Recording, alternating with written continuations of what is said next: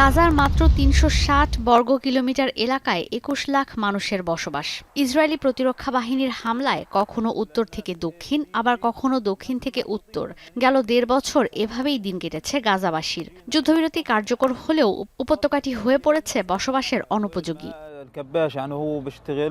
এর মধ্যেই এবার গাজা পুনর্গঠনের স্বার্থে লাখ লাখ ফিলিস্তিনিকে প্রতিবেশী দেশ জর্ডান আর মিশরের আশ্রয় দেওয়া উচিত বলে মন্তব্য করেছেন নতুন মার্কিন প্রেসিডেন্ট ডোনাল্ড ট্রাম্প।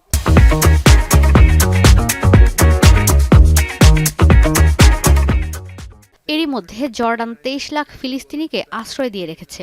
দেশটির প্রধানমন্ত্রীর সঙ্গে ফোন আলাপ হলেও এ বিষয়ে এখন পর্যন্ত আনুষ্ঠানিক কোনো প্রস্তাব দেননি ট্রাম্প। তবে যুক্তরাষ্ট্রের এই যুগান্তকারী প্রস্তাবের বিষয়ে ট্রাম্প বলেন, দুই দেশের সরকার প্রধানের সঙ্গেই আলোচনা হবে।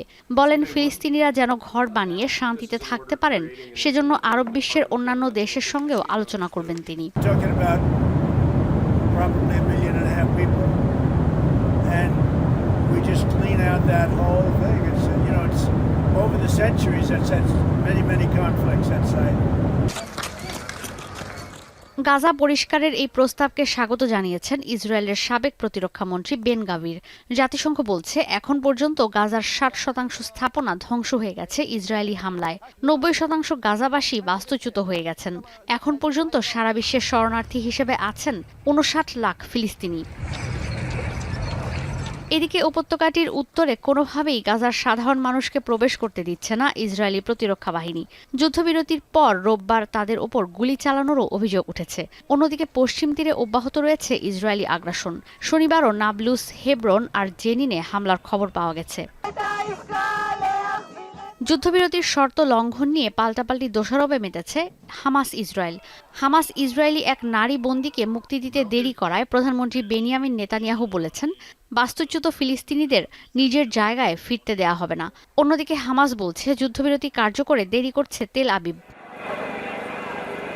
একই সময় ইসরায়েলে ২,০০০ পাউন্ডের বোমা সরবরাহের ওপর স্থগিতাদেশ প্রত্যাহার করে নিয়েছে ট্রাম্প প্রশাসন।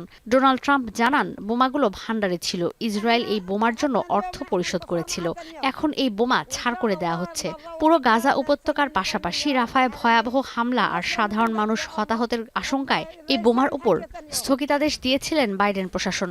এমন অবস্থায় গাজায় যুদ্ধবিরতির স্থায়িত্ব আর উপত্যকা নিয়ে যুক্তরাষ্ট্রের অবস্থান সব মিলিয়ে এক ধরনের ধোঁয়াশা তৈরি হচ্ছে বলে মনে করছেন সংশ্লিষ্টরা। ঈশিতা ব্রহ্ম, এখন বিশ্ব।